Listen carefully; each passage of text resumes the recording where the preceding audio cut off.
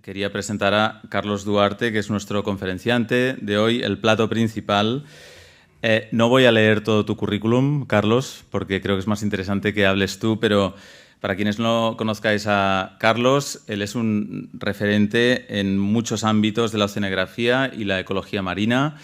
Sobre todo, si tuvieras que elegir alguno, supongo que elegirías las fanerógamas marinas, donde has dedicado mucho tiempo, pero eres muy versátil, cubres mucho territorio.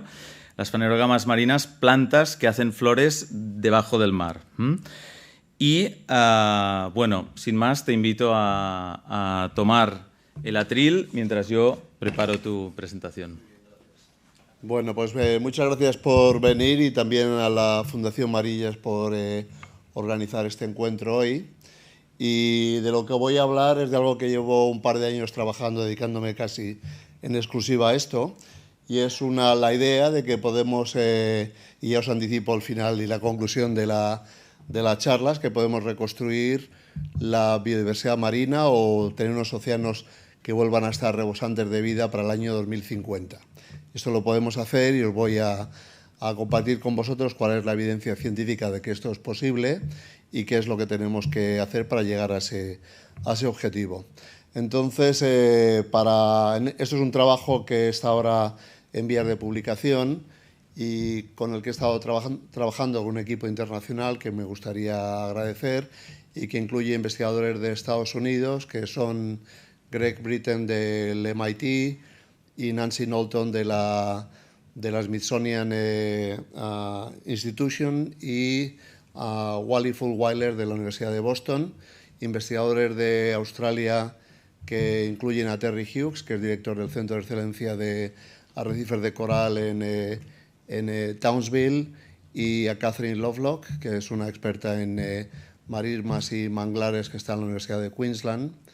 En Canadá participan Boris Worm, que es un investigador que trabaja en gestión sostenible de pesquerías, y Heike Lokce, que trabaja en poblaciones de mamíferos. No sé si habéis visto unas notas de prensa esta semana diciendo que el cambio climático podría llevar a una pérdida de hasta un 17% de biomasa animal en el océano. Esto es un trabajo reciente de Heike y de Boris. Y incluye investigadores en mi universidad, que es la Universidad King Abdullah de Ciencia y Tecnología de Arabia Saudita, que es Susana Agustí y Milika Pedrovic y yo mismo. Y incluye a Jean-Pierre Gattuso, que es un investigador de la Universidad de la Sorbona y el CNRS, y Elvira Polotsanska, y ellos dos están liderando el informe de IPCC sobre los océanos y la criosfera, que se presentará en septiembre. Entonces, más o menos un grupo de 14-15 investigadores que hemos desarrollado esta idea y hemos puesto en común pues, las evidencias que os voy a presentar luego. Pero bueno, el arranque es la preocupación general sobre la pérdida de biodiversidad general en el planeta, y nos encontramos frecuentemente con titulares de este tipo, como que estamos inmersos ya en la sexta gran extinción del planeta, donde las últimas, las 5 previas han sido extinciones ocasionadas por eventos geológicos o astronómicos, pero ahora esta sexta es una gran extinción que está motivada por la actividad humana, con un aumento notable de la tasa de extinción de especies con respecto a la tasa, digamos, normal de extinción de línea de base. 100 a 1000 veces más extinciones por década de lo que el registro fósil muestra que debería ser lo normal.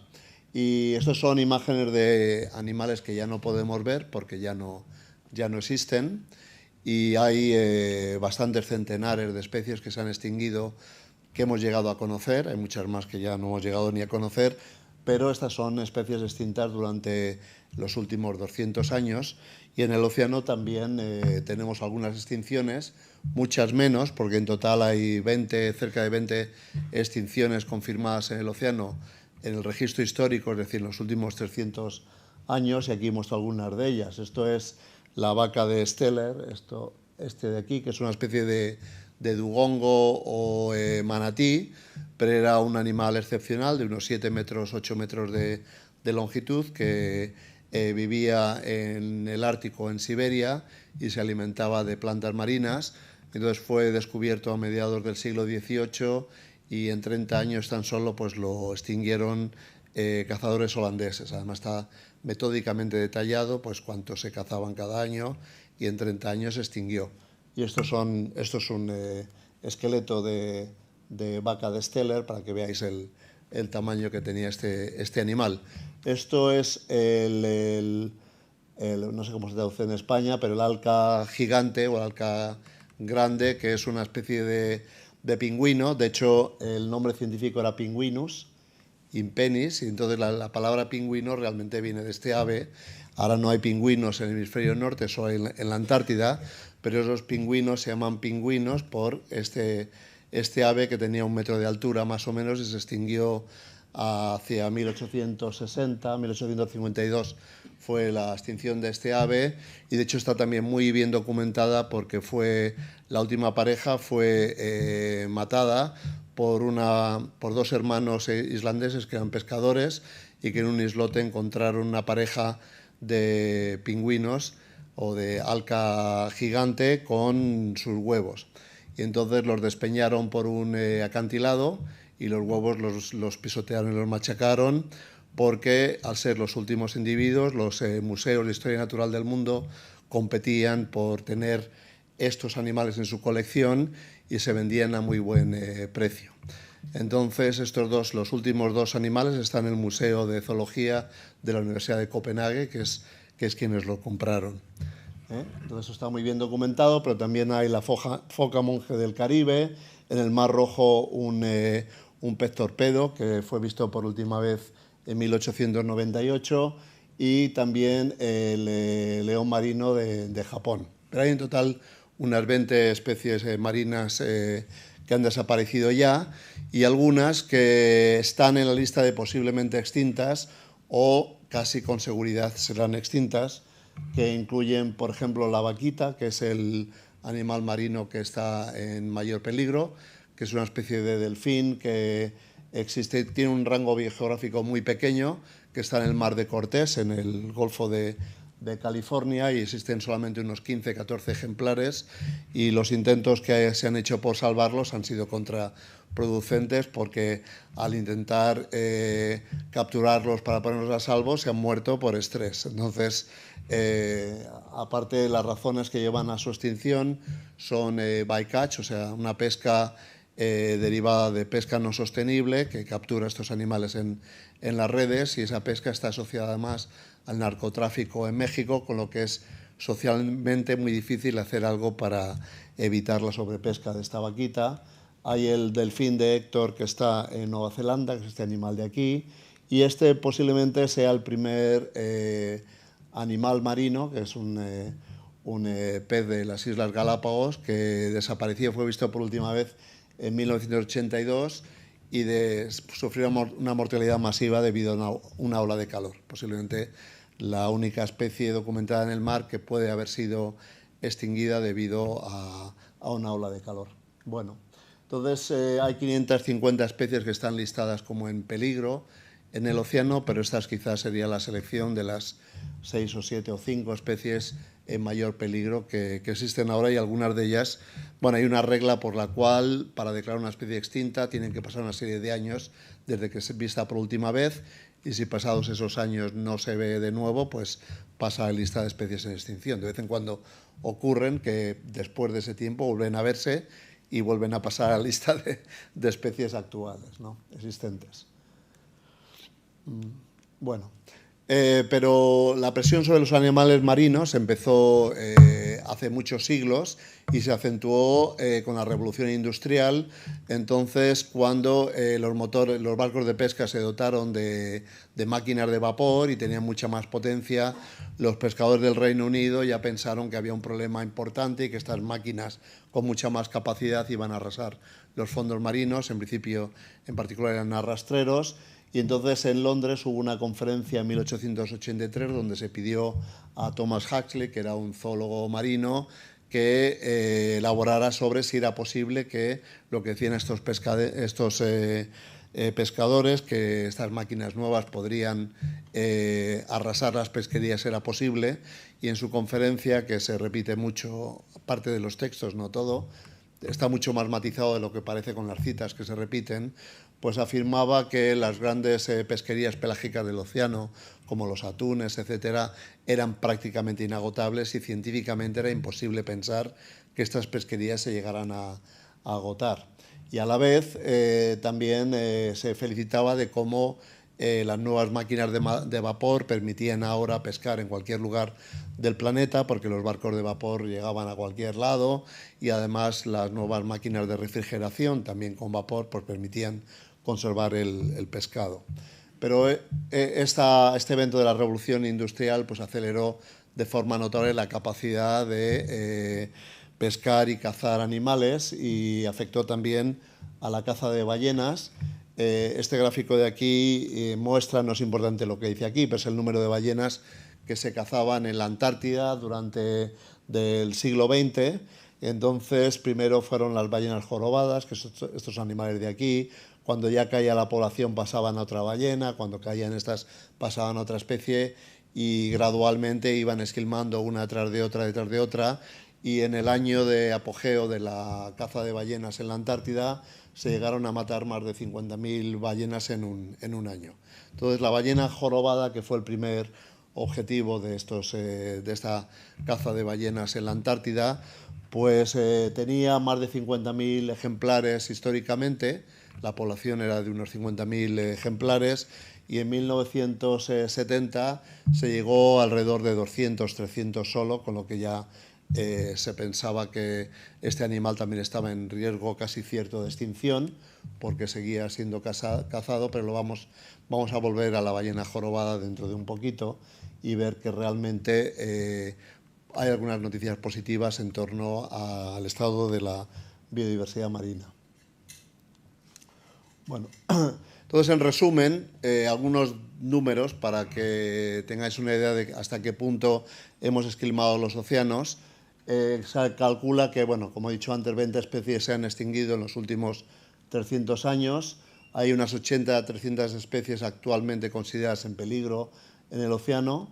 La biomasa de fauna explotada, o la población de fauna explotada como ballena, se calcula ahora que debe ser un 11% más o menos de lo que había históricamente, es decir, que ha habido una caída de un 89% en promedio en la población de estos animales. Una tercera parte de todas las pesquerías del océano están sobreexplotadas y al punto del colapso.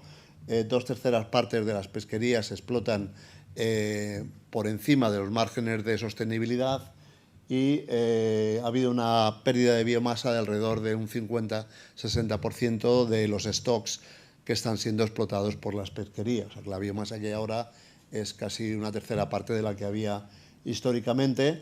También hemos perdido no solamente especies, sino hábitats, y más o menos hemos perdido entre una tercera parte y un 50% de los hábitats costeros, que son importantes para la integridad de las costas, pero también para la cría y reclutamiento de peces y de otro tipo de especies importantes, como los manglares, que hemos perdido un 35%, de praderas submarinas también una tercera parte, un 85% de los arrecifes de ostras se han perdido, 2/3 partes de estas son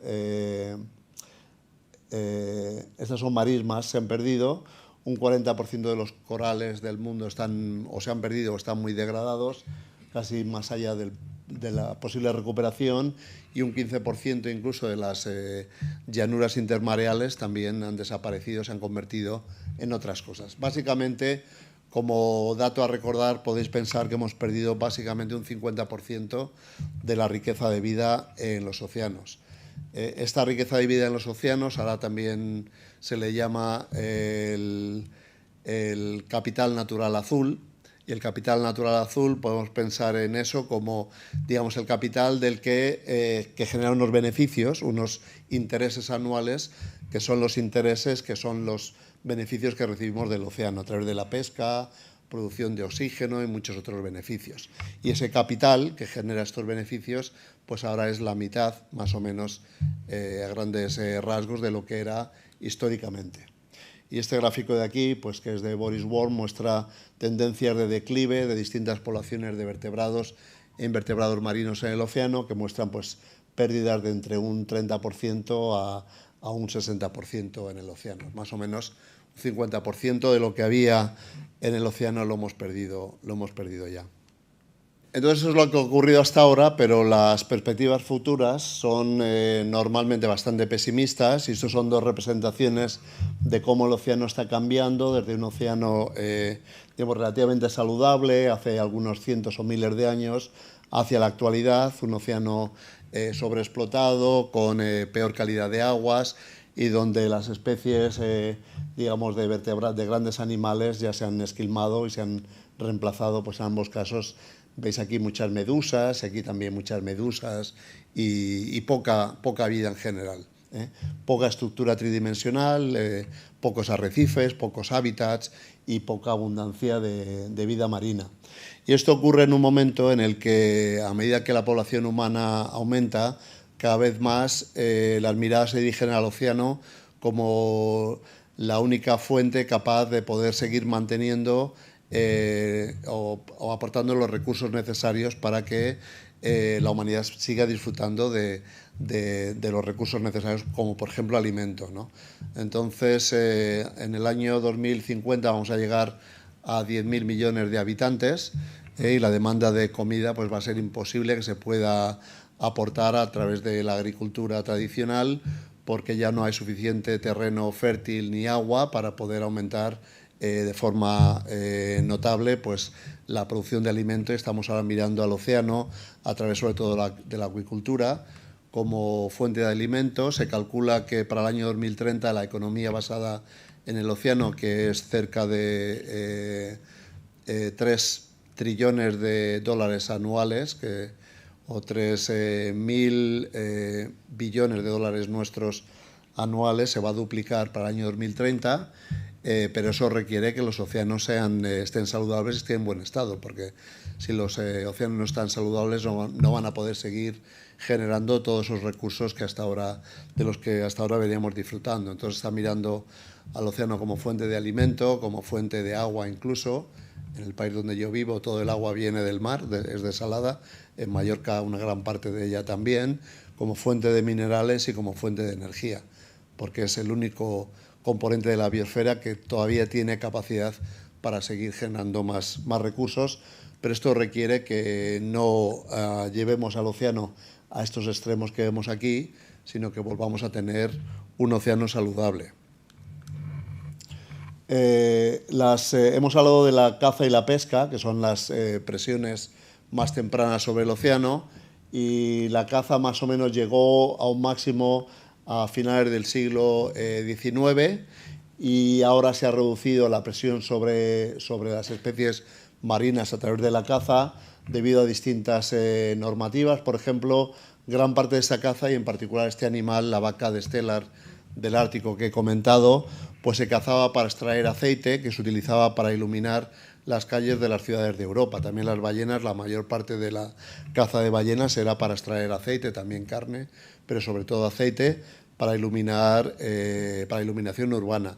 Entonces, cuando se desarrolló la iluminación eléctrica o de gas, entonces bajó la demanda de este aceite derivado de animales marinos, con lo que se relajó un poquito la presión sobre ellos, pero luego, al constatar los niveles de presión importantes, distintos países, y el primero fue Estados Unidos, en 1882 publicó una ley que restringía la caza de animales marinos en aguas de Estados Unidos, y muchos países lo siguieron. En el año 82 se inició la moratoria de la Comisión Internacional Ballenera, que prohibió la caza de ballenas. No todos los países lo cumplen, hay una cuota supuestamente científica, pero redujo la caza de ballenas notablemente. Y 10 años antes se publicó la Convención CITES, que es una convención que regula el comercio de materiales o especies en peligro. Y eso también contribuyó mucho a regular la extracción de estas especies marinas de los océanos. Las dos normas fueron importantes. Más adelante, esto es la Convención de Biodiversidad de Naciones Unidas del año 93, y esto es el Objetivo de Desarrollo 14 de Naciones Unidas, que se llama vida bajo el agua, o sea, que es el Objetivo de Sostenibilidad de Naciones Unidas, que tiene como objetivo pues generar un océano con abundante vida en el futuro. Entonces, esto es un cuadro importante de normas legislativas, que en particular estas llevaron a una relajación de la caza, que ha disminuido mucho y está ahora muy regulada. La pesca llegó al máximo en los años 80, es el máximo global de capturas en los años 80. Desde entonces ha disminuido el nivel de capturas y se está mejorando un poquito la regulación de la pesca. La deforestación también fue una perturbación que no directamente daña a los océanos, pero que ha influido al aporte de sedimentos y de otros materiales al océano en estas cuencas de drenaje deforestadas, que también es una presión adicional. La pérdida de hábitats aumentó durante el siglo XX y las tasas de pérdida más altas fueron en los años 70 y 80. Y la contaminación es un problema relativamente reciente en la mayor parte de las manifestaciones, y más o menos podemos fijar en los finales de la Segunda Guerra Mundial el desarrollo masivo de contaminantes, porque es cuando se empiezan a producir de forma masiva industrialmente fertilizantes industriales. También se empiezan a producir los plásticos, que ahora todo el mundo discute. Los plásticos se descubrieron hacia 1911, pero se empiezan a producir en cantidades importantes a partir de la Segunda Guerra Mundial, y también pesticidas y herbicidas y otros contaminantes sintéticos se empiezan a producir en cantidades importantes a partir de la Segunda Guerra Mundial. Y esto alcanzó más o menos su máximo hacia finales del siglo pasado, y cada vez hay más regulación y políticas que tienden a regular estos contaminantes, y muchos de ellos están prohibidos. Tarda mucho tiempo en desaparecer, pero están empezando a regularse. Y el cambio climático es la nueva presión que actúa sobre los océanos. Es una presión que, aunque hayamos estado aumentando las emisiones de gases de efecto invernadero desde hace mucho tiempo, el efecto de esas emisiones sobre el clima global se puede detectar por primera vez alrededor de 1960.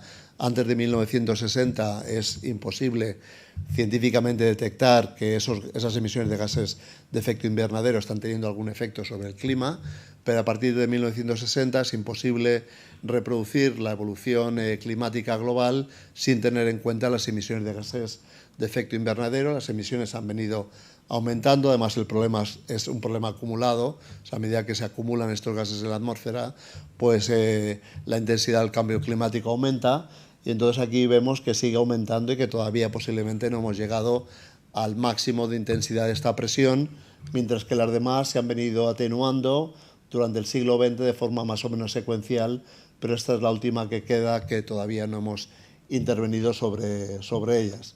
Y por ejemplo, el año 2015-2016 hubo el primer episodio de blanqueamiento de corales que fue global, o sea, no fue un episodio regional, sino que se perdieron en todo el mundo, y ese episodio de blanqueamiento pues se atribuye directamente al efecto del calentamiento del océano, mientras que los anteriores se debían a fenómenos del Niño, y era difícil pues poder atribuir esos fenómenos de blanqueamiento, que eran regionales, al problema del calentamiento climático derivado de la emisión de gases de efecto invernadero. Entonces, más o menos podemos resumir esta trayectoria con una trayectoria, un periodo de aumento de presiones y pérdida de biodiversidad marina, que viene desde más o menos la revolución industrial, aunque empezó antes, hasta finales del siglo pasado. Luego un periodo de ralentización de estas presiones, donde se empiezan a reducir y regular estas presiones, y un periodo en el que estamos entrando, y que es una proyección, por tanto, en el que tenemos la oportunidad de reconstruir la biodiversidad marina. He mencionado estas dos marcos legales que restringieron la caza y aliviaron la presión, por ejemplo, sobre las ballenas. Y si volvemos a ver la ballena jorobada, que habíamos dejado en 1970 con cerca de tan solo 200 ejemplares en el océano, Ahora mismo solamente en Australia hay más de 50.000 ballenas jorobadas y a nivel global se calcula que el número de ballenas jorobadas que hay en el océano es mayor que el número que tenemos de referencia de línea de base. O sea, hay más ballenas jorobadas en el océano ahora que nunca ha habido en algún periodo histórico o que podemos calcular. Y esto no es un animal pequeño, es un animal muy grande, pero sin embargo la tasa de crecimiento ha sido cerca del 10% por año. Esto es el aumento de población de ballenas en Australia, tanto en Australia occidental, que sean los puntos azules, como, perdón, oriental como occidental, que serían los rojos, y esto es el aumento del número de avistamientos de ballenas en su migración a la Antártida en el oeste de Australia, que veis que es una tasa muy rápida. Entonces, una tasa de 10% anual para un animal de este tamaño realmente es un ritmo de recuperación casi increíble. Que hayamos recuperado esto en tan solo 30 años es realmente llama la atención. Pero no solamente la ballena jorobada, sino que uno de los animales que llevó a la regulación de la caza de mamíferos marinos en Estados Unidos fue la pérdida de este animal de aquí, que es el elefante marino del Pacífico, que vive en California y México, y en 1880, debido a la caza para extraer aceite, se estima que solo quedaban 20 ejemplares reproductivos. Esto se estima con genética de poblaciones, que el tamaño de la población reproductiva efectiva era cerca de 20 animales solo. Entonces se reguló en 1880 y esto es la trayectoria de nacimientos de cachorros de elefante marino, y ahora mismo se calcula que hay cerca de 200.000 elefantes marinos en la costa de California y México. Y esto es un gráfico parecido de recuperación de las focas grises, que también habían llegado a niveles que se pensaban que estaban abocadas a la extinción. También el elefante marino todo el mundo lo daba por extinto, hay 200.000, y aquí también pues, la tasa de recuperación es también un ritmo muy rápido de recuperación, como el que veíamos para las ballenas también. Otro ejemplo es el de la nutria marina de California, que llegaron a ver solo cerca de 50 animales en 1911 y se han recuperado hasta llegar a ver en California cerca de 3.000 o 4.000 animales, y de hecho esta recuperación se ha frenado porque su mayor predador es el tiburón blanco, cuya población también se ha recuperado en California. Entonces también se daba por extinto en 1910, se pensaba, como es el caso de la vaquita, que estaba abocado a la extinción porque el número de animales que quedaba era parecido y sin embargo se ha recuperado. De hecho, en este gráfico hemos compilado ejemplos de recuperación reciente, estos 1950-2010, y aquí vemos la ballena jorobada, las nutrias marinas en Canadá, el elefante marino, las focas de Guadalupe en México, las tortugas verdes, que sería este gráfico azul, en Japón, la tortuga leatherback, que no sé cómo le llamamos en español, en las Islas Vírgenes, que sería este gráfico verde de aquí, y luego esto, por ejemplo, son praderas submarinas en Estados Unidos. Entonces, vemos cuando ponemos todos estos datos, para los que hay buenos datos y fiables de trayectorias de población a largo plazo, vemos unas tasas de recuperación importante en muchas especies y poblaciones en el océano. Y también hemos aprendido de accidentes. Por ejemplo, en la Segunda Guerra Mundial se cerró el Canal de la Mancha a la pesca debido a que estaba lleno, era peligroso para los pesqueros por las minas marinas que había, y hasta que no se limpiaron estas minas pues no se permitió a los pesqueros faenar de nuevo. Entonces fue un cierre de pesca de 5 años, y en esos 5 años, cuando volvieron a abrir, calcularon que la abundancia de todos los stocks pesqueros se había recuperado notablemente en tan solo 5 años. Entonces, esto es una observación que, junto con experiencias similares, llevó a la propuesta de las áreas marinas protegidas como herramienta de gestión y de recuperación de la pesca. Y hay otro ejemplo de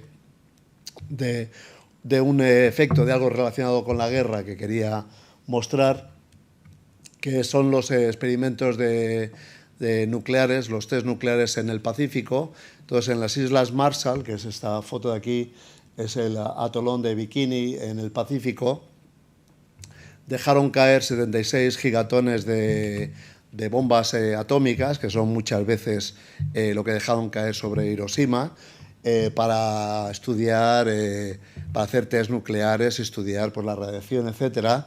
Pero de hecho era un experimento ecológico bastante severo, porque estas bombas generaron una temperatura en superficie de 50.000 grados centígrados, o sea, una barbaridad, una ola de 30 metros de altura que arrasó todo, y en el atolón quedó un cráter de 70 metros. Entonces podéis imaginar que no quedó absolutamente nada vivo.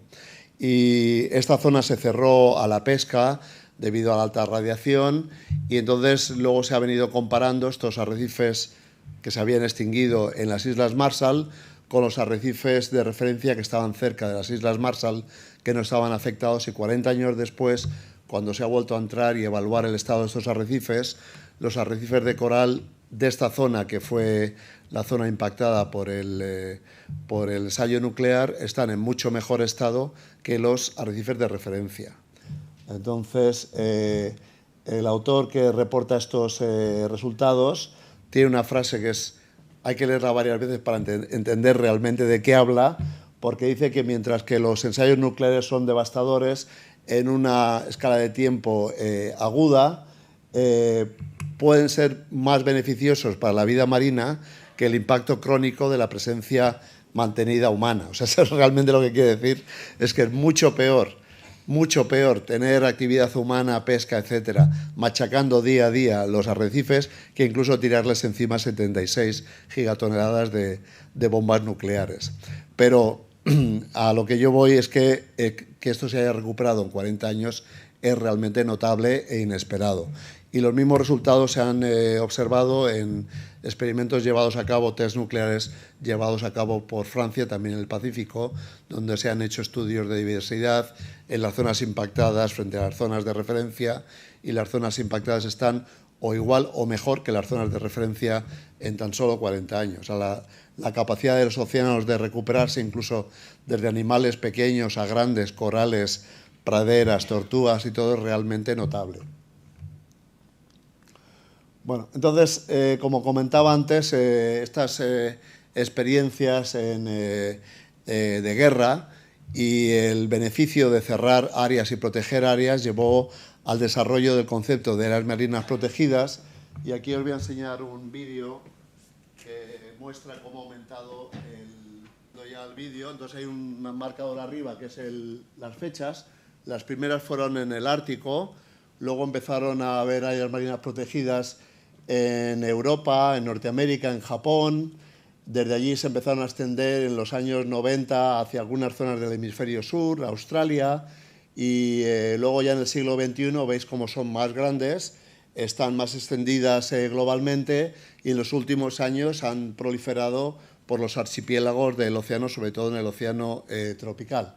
Entonces, estos colores representan cuando se han declarado estas áreas protegidas, y este color marrón de aquí son los últimos 10 años. Y veis que la mayor parte del área es área declarada en los últimos 10 años. Entonces, de hecho, esto es a día de hoy. Hay un 7,6% del océano que está declarado como área marina protegida. Hay otro recuento de este área que tiene en cuenta si ya es efectivo, si esta gestión del área marina protegida es completa o no, y cuando tienes en cuenta estos filtros, pues el número baja a un 4,8%. Pero bueno, el número total que está declarada, sea en marcha o no, es 7,6%, que son casi 15.000 áreas marinas protegidas declaradas, y que ocupan 27 millones de kilómetros cuadrados. Y esto es el ritmo de aumento del área marina acumulada, que es hasta un 7,6% ahora, pero veis que prácticamente todo es en el siglo XXI. Antes del siglo XXI, entramos en el siglo XXI con solo un 0,003% del océano protegido, y llegamos al año 2019 con un 7,6%. Esto es un aumento de 2.500 veces de protección del océano en tan solo 19 años, y la tasa es realmente importante. O sea, las áreas marinas protegidas que ya pensamos en ellas como herramientas que han estado siempre aquí, en realidad es una herramienta del siglo XXI. Y si miramos las áreas marinas más grandes, aquí están ordenadas por tamaño. O sea, la más grande es la del mar de Ross en la Antártida, que tiene 1,5 millones de kilómetros cuadrados, y las ordenamos, pues 14 de las 17 más grandes se declararon en los últimos 4 años. Y estas contribuyen, o sea, si las pones juntas, estas son posiblemente la mitad de todo el área. Es decir, el ritmo de creación es muy importante, es alrededor de 8% anual, y me parece que aquí proyectaba, es que esto falla. Bueno, no, más adelante. Bueno, y las áreas marinas protegidas, pues en principio permiten la recuperación de la pesca, recuperación de las poblaciones marinas, pero tienen muchos otros beneficios. Y uno de ellos, sobre el que publicamos un artículo hace 2 años, es el papel que tienen estas áreas marinas protegidas también en aumentar la resiliencia o la capacidad de resistencia del océano frente al cambio climático a través de muchos efectos y procesos que tienen lugar en las áreas marinas. Es decir, no son solamente herramientas para la conservación de especies y recuperación de stocks pesqueros, sino que también tienen muchos otros efectos positivos. Si miramos la proporción de poblaciones de especies marinas en peligro por los inventarios de la Unión Internacional para la Conservación de la Naturaleza, que hacen evaluaciones anuales del estado de poblaciones, pues encontramos que el número de especies marinas en peligro, de poblaciones marinas en peligro, ha disminuido de un 18% de las poblaciones que se evaluaban en el año 2000 a un 11% ahora. Y las tendencias son decrecientes para todos los grupos. Estos son peces, corales, tiburones y rayas, y esos son mamíferos marinos, pero esas tendencias son decrecientes para casi todas las poblaciones y en casi todas las cuencas oceánicas. Son similares, no solamente es un sitio del océano, sino que es un fenómeno general, que el número de poblaciones en peligro está progresivamente disminuyendo. Y el verde es el número de poblaciones que no están en ningún tipo de peligro, y el rojo son las que se consideran que están en riesgo. Estas gris son las que no hay datos, para esas poblaciones no hay datos suficientes para tener un diagnóstico, y las amarillas son poblaciones sobre las que hay algún grado de preocupación, pero no suficiente para pensar que están en peligro. Entonces veis que las partes verdes de los diagramas son bastante mayores que las rojas, y están creciendo. Y si miramos las tendencias de poblaciones de mamíferos marinos, de todas aquellas para las que hay datos suficientes para evaluar tendencias, pues encontramos que el 47% de las poblaciones está aumentando en las últimas 3 décadas, un 12% está disminuyendo y un 40% está estable. O sea que hay muchas más poblaciones de animales marinos, de mamíferos marinos, que están en tendencias de recuperación que las que están todavía disminuyendo, que es un resultado positivo, y hace unos años no era este el caso. Hace unos años el número de poblaciones que estaban en declive era mucho mayor del que estaban aumentando. Y si nos fijamos ahora en las pesquerías, estos son la biomasa de las pesquerías sobre la biomasa necesaria para conseguir la máxima captura sostenible, que es esto de aquí. Entonces, este nivel de 1, cuando este valor es 1, significa que el stock pesquero está gestionado, mantenido a una biomasa que es sostenible y permite maximizar las capturas manteniendo el stock. Entonces, idealmente debería ser mucho mayor de 1, pero bueno, este nivel de 1 para arriba son capturas sostenibles y de 1 para abajo son sobrepesca. Entonces vemos que en el año 2000 se llegó al peor estado de los stocks pesqueros de la historia. La máxima captura fue en el año 1980, pero se siguió capturando con la misma intensidad y fueron disminuyendo las capturas porque los stocks estaban en estado pobre y tocaron fondo hacia el año 2000, donde la biomasa de los stocks era la mitad necesaria para poder mantener de forma sostenible el esfuerzo pesquero. Entonces ahora veis que desde el año 2000 se ha recuperado un poquito, o sea, este valor ha pasado de un 50% a cerca de un 80% en los últimos años para los que hay datos, porque lleva mucho tiempo recoger estos datos y procesarlos. Y entonces aquí lo que hicimos fue hacer un modelo de cuánto tiempo tardarían estos stocks pesqueros en recuperarse bajo dos escenarios.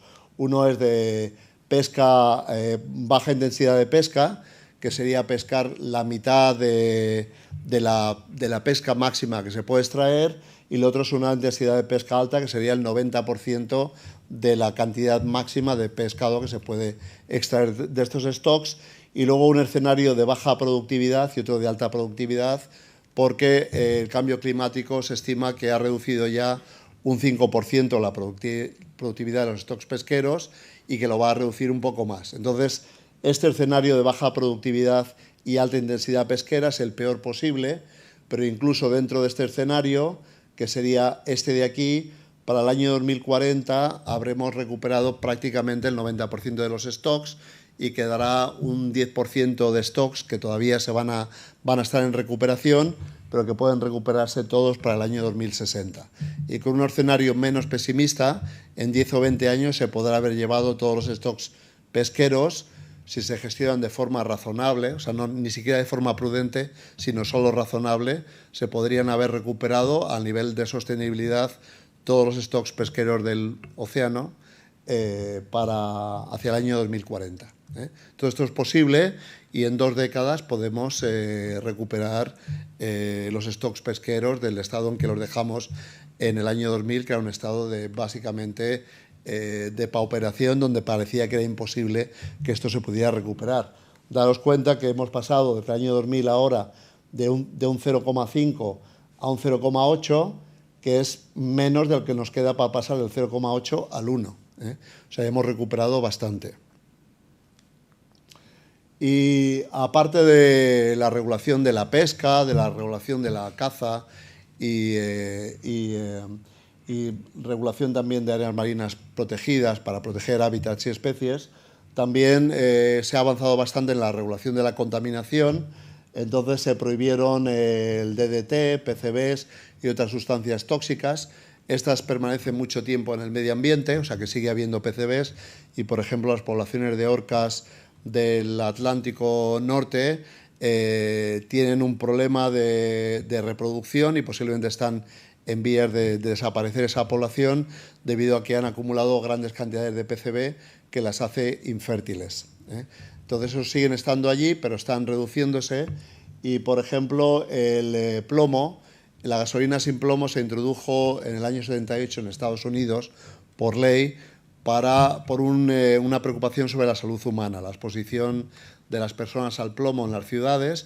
Entonces se cambió el catalizador de los coches de plomo a otro catalizador, y eso se extendió por todo el mundo, y más o menos hacia el año 1990 casi en todos los países ya había gasolina sin plomo. En la expedición Malaspina, que es un proyecto que dirigí yo en el año 2010 y 2011, que evaluábamos el estado de los océanos, o sea, fue una expedición de circunnavegación donde navegamos por todo el océano, pues encontramos que los niveles de plomo en el año 2011 ya habían bajado a los niveles de referencia, y además, mirando los isótopos de plomo en el océano, ya vimos que ese componente de plomo que venía de la gasolina había desaparecido. Es decir, que esa legislación y ese cambio introducido en los años 80, para el año 2010, es decir, 30 años después, ya había resuelto el problema. Esto lo publicamos el año pasado, y como son noticias positivas, pues no hubo ningún titular de prensa, porque solamente titulares de prensa sobre las cosas malas, pero eso es una noticia buena de que las cosas funcionan. También se han reducido los aportes de nitrato y fosfato que se usaban o se siguen usando en la agricultura y que llegaban al océano causando muchos problemas de pérdida de calidad de aguas y también de pérdida de oxígeno. Se ha avanzado mucho en ese terreno. La depuración de aguas también se ha generalizado, y el número de ciudades que vierte al océano las aguas sin depurar ha disminuido mucho, y la población que está atendida ahora por depuradoras es mucho mayor. Y, por ejemplo, en cuanto a vertidos de petróleo, que era un gran problema en los años 80, 90, etcétera, pues debido a mejoras en la regulación de la seguridad de los petroleros, pues el número de accidentes de grandes petroleros de vertidos de petróleo ha disminuido de 24,7 vertidos por década, accidentes por década en los años 70, a tan solo 1,7 eventos en la última década. Es 1,7 porque todavía no hemos hecho una década del 2010 al 2020 y está extrapolado, entonces no dan 2, 1,7. Entonces una reducción de 20 veces en el número de accidentes, que es una noticia también positiva. Y lo que hemos aprendido de estas políticas que impulsan estas mejoras sobre la contaminación es que más o menos se tardan 20 años desde que se pone en marcha una política hasta que se ven los resultados. Entonces hay que esperar, hay que ser pacientes, esperar 20 años, pero los resultados llegan. Ahora prácticamente todos los días hay alguna declaración de algún país que prohíbe el uso de plásticos de un solo uso, ¿no?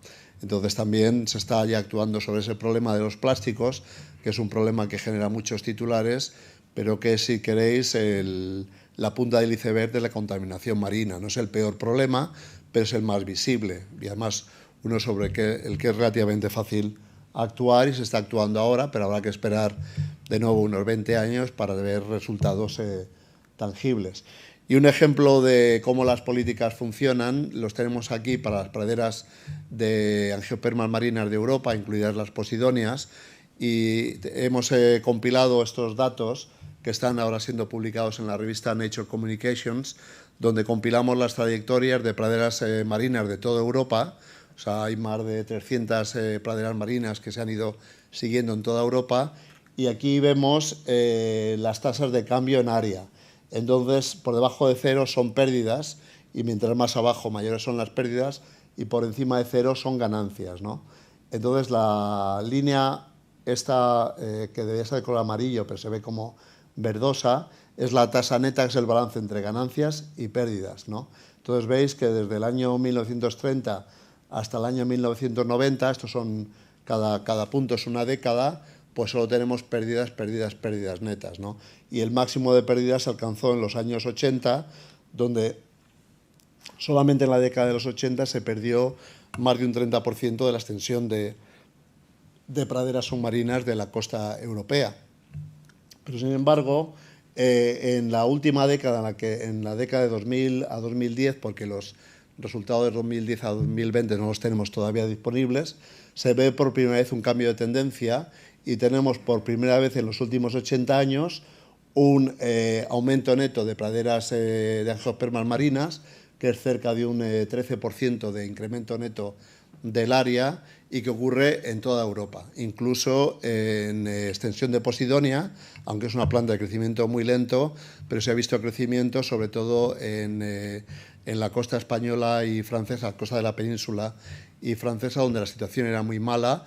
Ahí hay ya una cierta recuperación. Entonces es un resultado notable, y hay 3 políticas europeas que son responsables de esta mejora.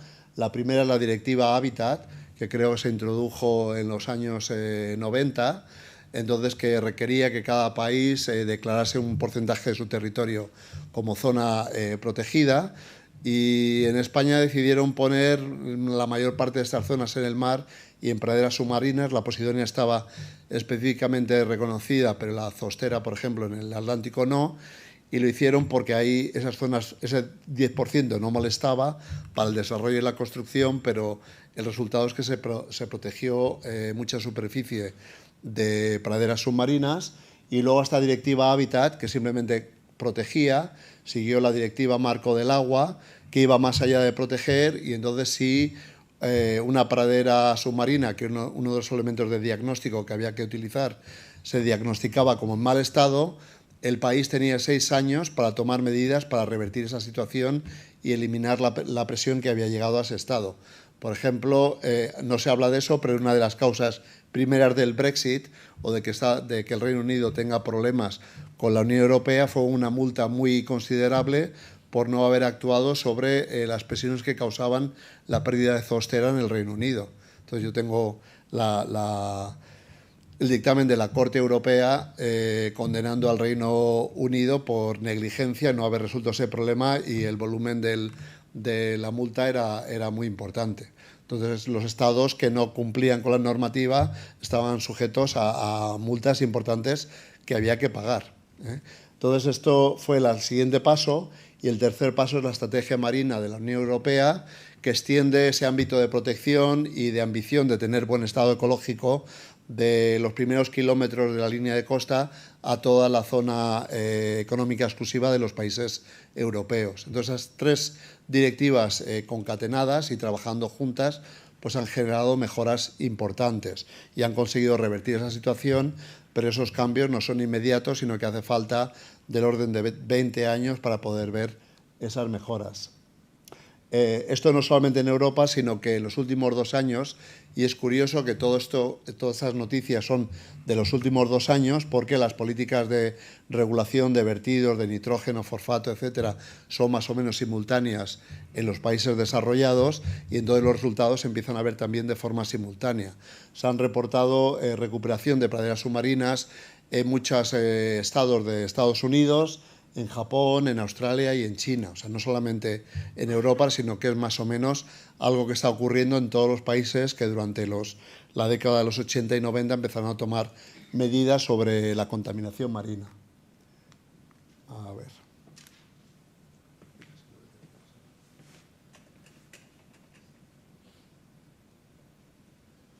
Bueno, entonces, si miramos cuánto tiempo tarda los distintos ecosistemas marinos desde que se relajan las presiones hasta que se recuperan, con casos que hay por todo el mundo, encontramos que, como regla general, casi todas las poblaciones de animales marinos o hábitats marinos se recuperan en unas 2 décadas. Eso es como regla general.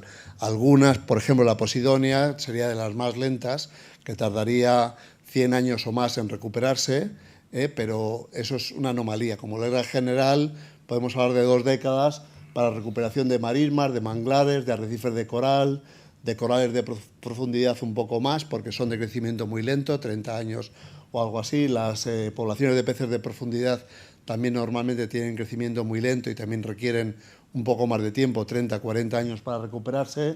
Las bancos de ostras, 5 años, pesquerías de 10 a 30 años en general, tiburones de 10 a 30 años en general, aunque algunas especies también tienen crecimientos más lentos y necesitan más, como por ejemplo el tiburón de Groenlandia, que llega a vivir más de 400 años, entonces es una especie de crecimiento muy lento. Las ballenas de 20 a 100 años, las focas 10 años, y las tortugas, que también se pensaba que iba a ser preciso cerca de 100 años para recuperarlas.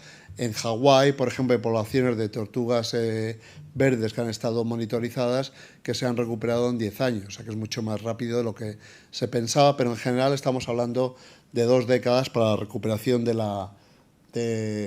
los hábitats y especies marinas. Entonces, si vemos un ejemplo del caso de los manglares, y aquí interviene una dimensión adicional que también es un nuevo desarrollo del siglo XXI, vemos que ha habido una pérdida de manglares importantes, de casi una 30-35% de la extensión global de manglares, y como los manglares se pueden detectar por satélite, imágenes aéreas, estas estimas son mucho más fiables que las pérdidas de corales o de praderas submarinas o de otro tipo de hábitats que están sumergidos.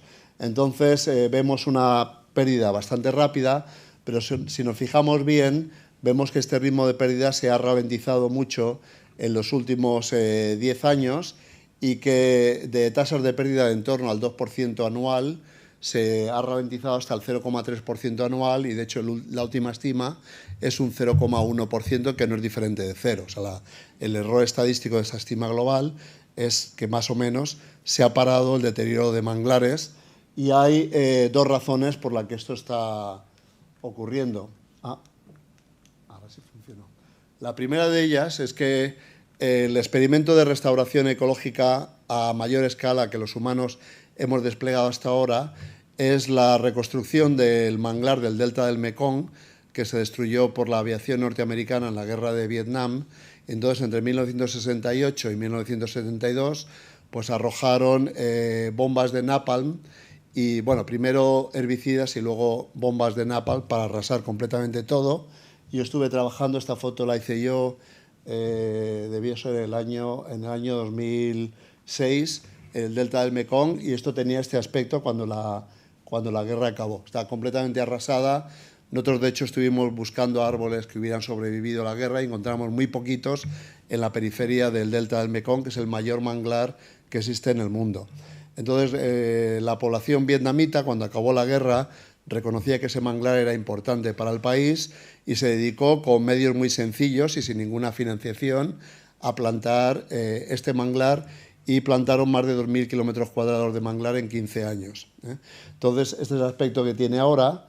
Si ustedes pasean por allí y no son botánicos, pues les parecería a lo mejor que es un manglar virgen. Si son botánicos se darían cuenta que la diversidad de especies de árboles es más baja de lo que corresponde a un manglar del sudeste asiático, pero desde el punto de vista funcional, pues es completamente funcional.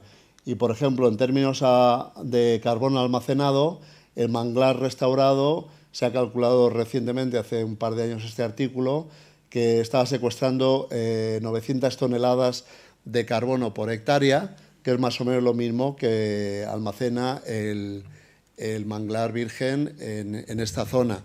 Entonces, si uno calcula cuál ha sido el beneficio, no se hizo por eso, pero si uno calcula cuál ha sido el beneficio solamente en reducción de emisiones de gases de efecto invernadero de la reforestación de este manglar, son muchos años de emisiones acumuladas de Vietnam.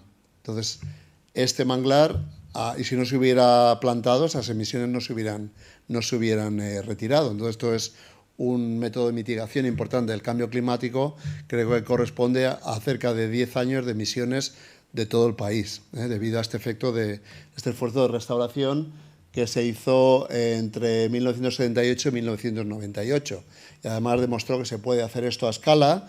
Y el siguiente caso también afectando a los manglares, que llevó a nuevo impulso de la reforestación, fue el tsunami que afectó el Océano Índico el 26 de diciembre del año 2004, que causó 250.000 de muertos.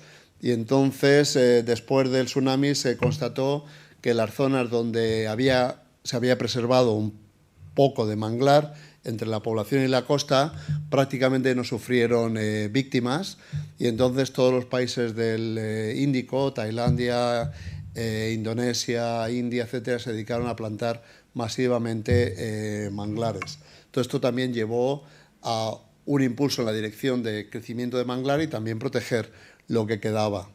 Y finalmente, el tercer acontecimiento que ha llevado a un aumento de los esfuerzos de restauración y conservación de manglares ha sido este reconocimiento de que los manglares, junto con las praderas submarinas y las marismas, son ecosistemas con una capacidad intensa para secuestrar carbono. Por ejemplo, las praderas de Posidonia aquí en Baleares pues secuestran 1 hectárea de pradera de Posidonia, secuestra la misma cantidad de carbono de la atmósfera anual que 10 hectáreas de bosque amazónico prístino. Son realmente unos sumideros de carbono muy potentes, y yo estaba trabajando en esto entre los años 2000 y 2000, bueno, antes. Llevaba 20 años trabajando en esto, y en el año 2009 me contactaron de varias agencias de Naciones Unidas con la propuesta de que escribiéramos conjuntamente un documento con una propuesta para la Convención del Clima, para usar la conservación y la restauración de estos ecosistemas como herramienta de mitigación y adaptación al cambio climático.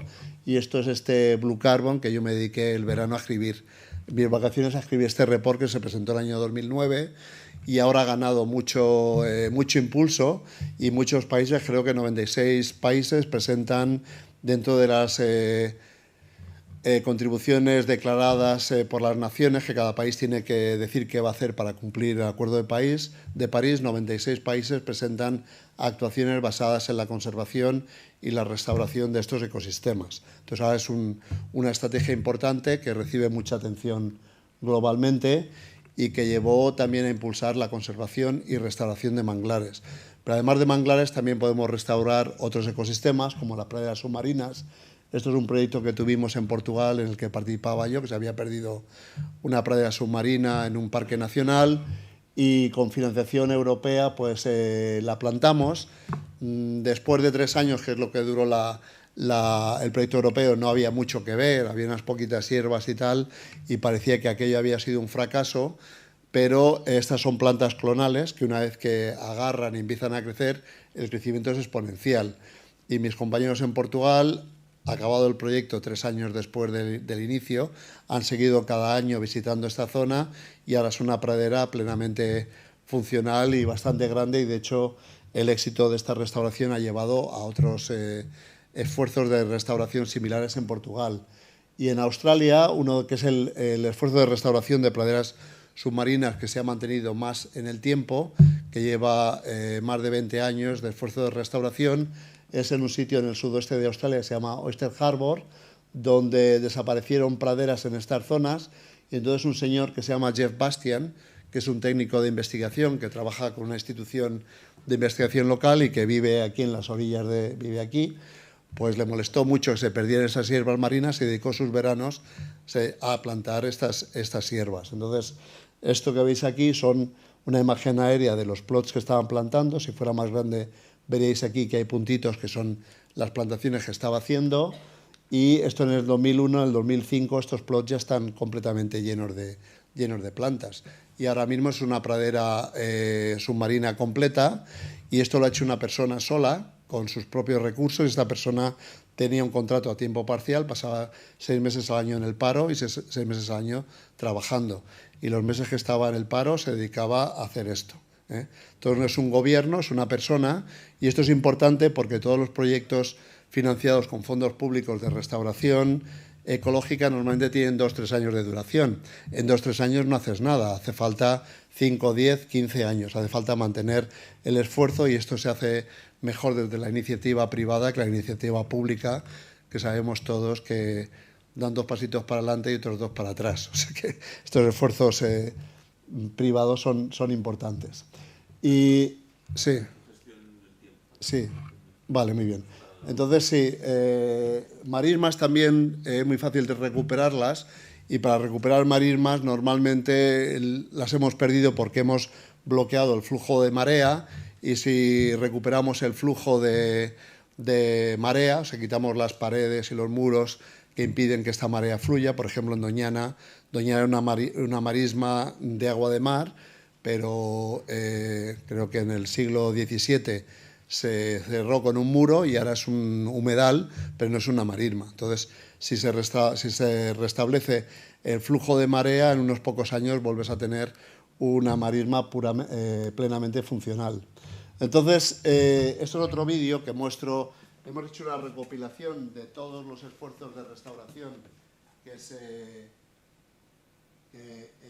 están documentados en la literatura científica, y esto muestra cómo se ha desplegado este esfuerzo. Entonces vemos que en los años 60, 70 hay algunos esfuerzos, por ejemplo, de arrecifes de ostras en Estados Unidos. En los años 80 empieza a haber más, pero realmente cuando llegamos al siglo XXI es cuando empieza a haber una explosión de esfuerzos y proyectos de restauración de todo tipo de ecosistemas: corales, ostras, bosques de algas en zonas frías, manglares, marismas y angiospermas marinas.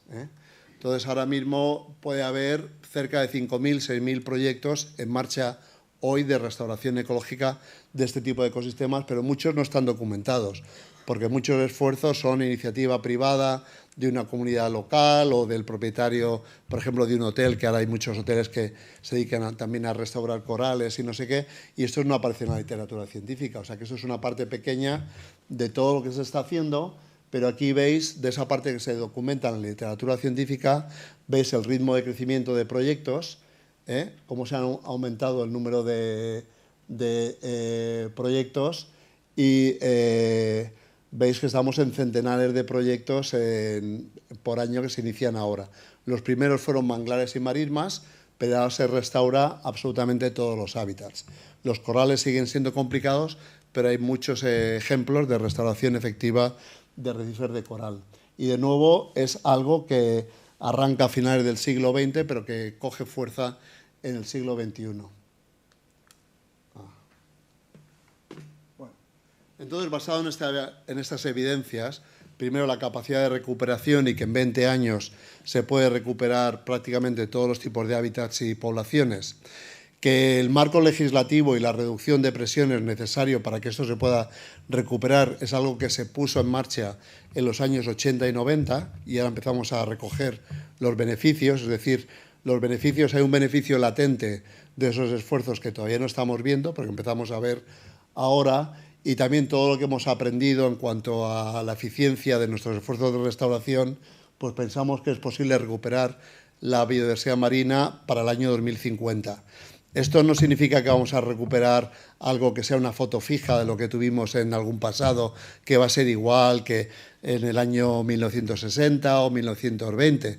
Va a ser un océano diferente, pero puede ser un océano que vuelva a ser rebosante de vida y que tenga estructura tridimensional y capacidad de resistencia frente a presiones y capacidad de suministrar esos recursos del océano de los que dependemos todos. Entonces, yo creo que es necesario cambiar un poco el chip primero y pensar que el marco de conservación y sostenibilidad es un marco que tenemos que abandonar, porque desde el año 1992 hemos estado hablando de sostenibilidad y conservación, pero que cada año que seguíamos hablando de eso perdíamos un 1% de hábitats marinos y de poblaciones marinas. Entonces, cada vez que seguíamos hablando de esto, lo que seguía habiendo para conservar y sostener cada vez era menos. Entonces, no tenemos que conformarnos con conservar y sostener lo que queda, sino que tenemos que recuperar lo que hemos perdido. Además, es posible, sabemos cómo hacerlo. Y, de hecho, no solamente sabemos cómo hacerlo y es posible, sino que tiene sentido económico. Entonces, uno de los coautores, que no he mencionado, se me ha olvidado antes, es un economista de la Universidad de Colorado que se llama Ed Barbier, que ha hecho un cálculo de cuál sería el beneficio económico de hacer este esfuerzo de recuperar la biodiversidad marina. Él ha calculado que hace falta cerca de 10 a 20 mil millones de dólares al año para conseguir esto. Esto no es una cantidad importante, es alrededor del 2% del beneficio anual de Apple, es lo que hace falta para recuperar la biodiversidad marina, pero además si uno calcula cuánto se está gastando ya en esto, es prácticamente esta cifra.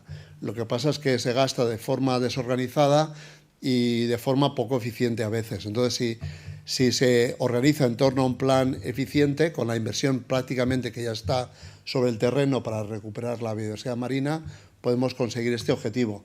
Pero también calcula que simplemente las industrias que se beneficiarán directamente de esta inversión, que no es un coste sino una inversión, como por ejemplo la industria de las pesquerías o mariscos de origen marino o los seguros, porque la industria de seguros es una de las que, el sector seguros de los que gasta más debido a desastres marinos en la línea de costa, pues el retorno para esas industrias solo de esta inversión sería $10 por cada dólar que inviertan. Entonces, ahora mismo hay pocas propuestas de inversión en el mundo que te generen esta rentabilidad. O sea, no solamente es importante desde el punto de vista moral, sino que económicamente tiene sentido hacer esto.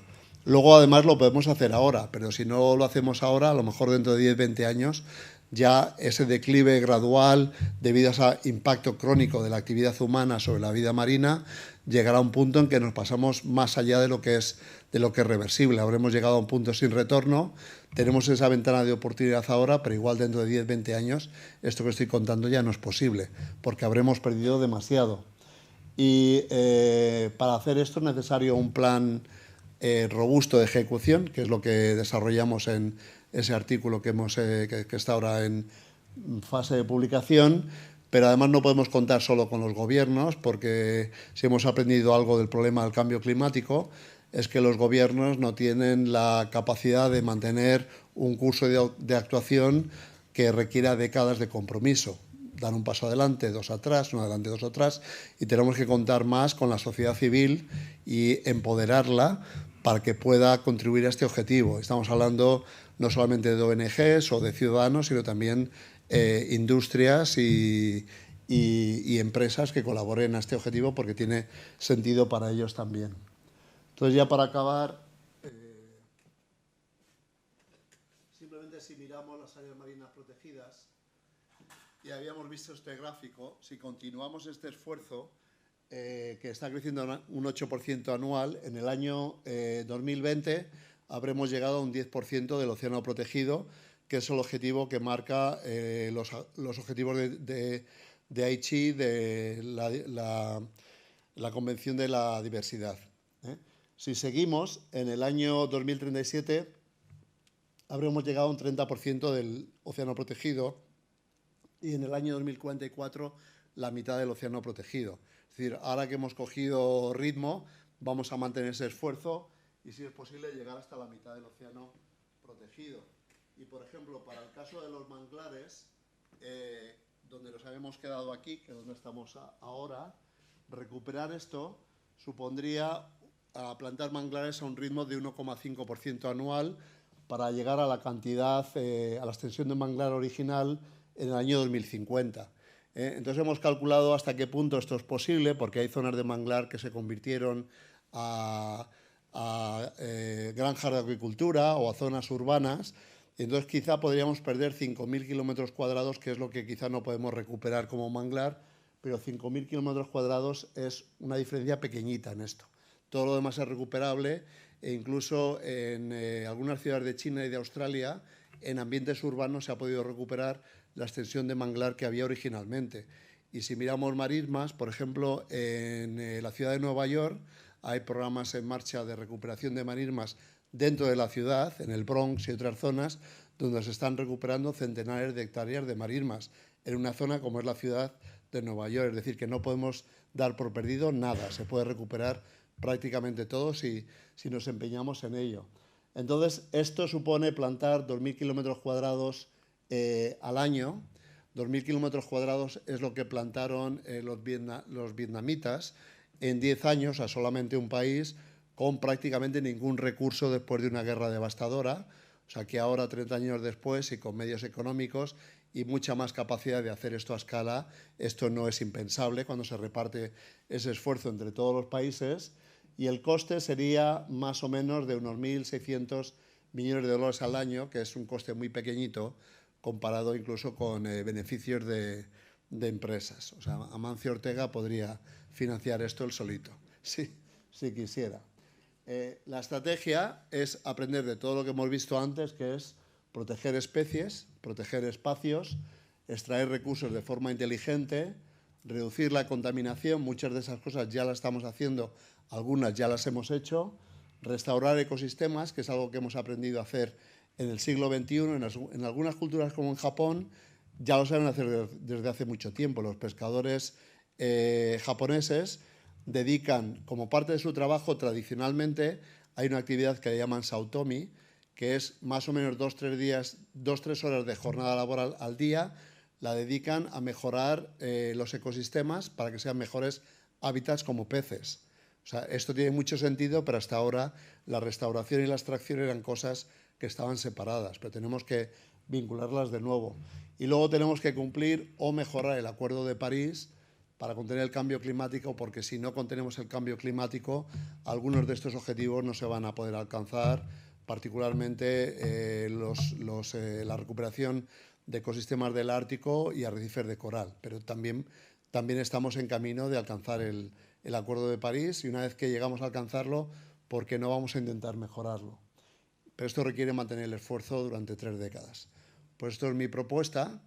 Yo creo que va en torno a las soluciones de las que hablaba Aniol, y pensamos que es posible hacer esto, pero se desvía mucho de lo que normalmente veis en prensa sobre el estado de los océanos, que no es tan malo en absoluto como lo que se refleja normalmente.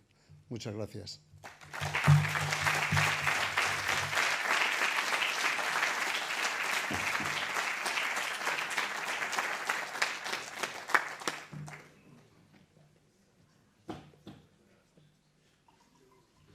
Bien, sé que Carlos ha de ir muy rápido, pero no vamos a dejar marchar sin hacer una ronda de preguntas.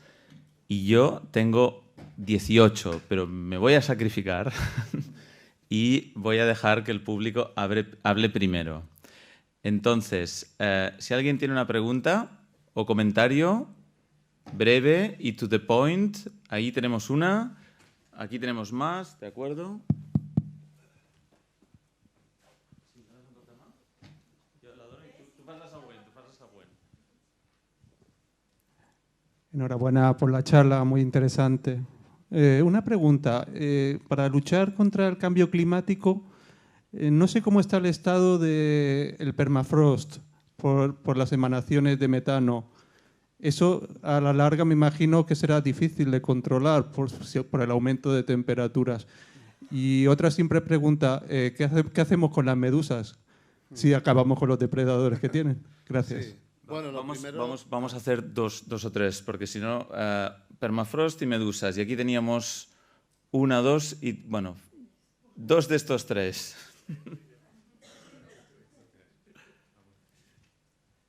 Bien, a ver, sí, sobre dos temas, la acuicultura y el tema de los fertilizantes.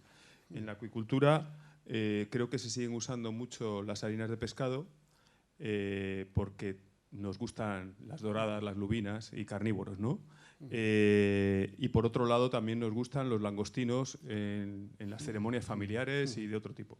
Y esos langostinos vienen muchas veces de estos manglares que decías que era un poquito porcentaje, pero bueno, no sé hasta qué punto aquello que la FAO decía de apostar por esa proteína de origen marino de criadero, pues si tiene sentido o se le ve poco futuro. Y con los nitratos y fosfatos, pues aquí tenemos la Vuelta Ciclista a España, que siempre la patrocina Fertiberia. Y Fertiberia creo que sigue produciendo enormes cantidades de nitratos y fosfatos de liberación rápida, a la vez que Marruecos sigue incrementando su gran explotación de fosbucra. Entonces, bueno, no sé, esto es un poco pesimista, después de lo optimista que tú has sido, pero vamos. ¿Y había otra pregunta ya? Sí. Muchas gracias para darnos tanta esperanza que normalmente tenemos noticias negativas. Sí. Mi pregunta es solamente microplásticos. ¿Cómo afecta? ¿Qué son las medidas que se han ya previsto y que se pueden prever? Pero no hemos visto ese tema. Bueno, pues voy a empezar en orden inverso. Empiezo con los microplásticos. Pues en la expedición Malaspina que he comentado que publicamos la caída de plomo en el océano a escala global hasta niveles de referencia, también publicamos la primera evaluación del stock global de microplásticos en el océano. Eso lo publicamos en el año 2014 y entonces identificamos varias zonas donde se acumulan, que son los giros subtropicales de todos los océanos. Luego también reportamos que el Mediterráneo es una zona donde se acumulan también microplásticos, casi al mismo nivel que se acumulan en estas zonas de los giros subtropicales. Pero lo importante es que a veces se malinforma al público sobre la dimensión del problema. Entonces, mucha gente, yo me encuentro muchos periodistas, pero también muchos científicos, que piensan que existe una isla de plásticos en el Pacífico Norte, ¿no? Que se ha publicado varias veces. Entonces ellos me dicen que la han visto, porque cuando se publicó la noticia había una foto que normalmente era de un estuario en una zona de Asia, pero sin referencia, y el titular decía una isla de plásticos en el océano. Bueno, para que ustedes sepan qué significa eso, la isla de plástico, lo que realmente hay ahí es 1 miligramo de plástico por metro cuadrado. Es decir, 1 kilo de plástico en 1 kilómetro cuadrado.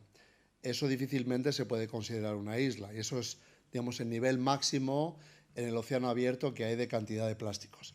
Esa cantidad de plásticos, cuando uno la suma a escala global, supone un 1% de todo el plástico que calculamos que debería haber flotando en el océano. Y eso puede parecer una buena noticia, pero por otro lado la mala noticia es que no sabemos dónde está el 99% de los plásticos que vertemos al océano. Entonces, desde el año 2014 llevamos trabajando en eso y estamos evaluando cuáles son los mecanismos que llevan a que desaparezcan estos plásticos y dónde están.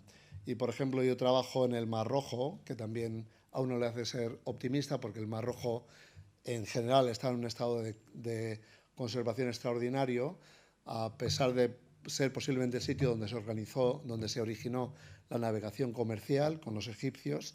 Lleva decenas de miles de años de explotación y, sin embargo, aquello está en un estado excepcional, donde uno se empieza a cuestionar algunas cosas de si realmente estamos abocados a un océano roto o podemos solucionarlo. Entonces, ahí estamos trabajando en problemas de plástico también, y allí hemos calculado, de hecho eso ahora está en revisión en revistas científicas, hemos detectado que estas praderas de hierbas marinas y los manglares, que son tan eficientes en capturar carbono porque capturan partículas y las retienen, también capturan cantidades enormes de microplásticos.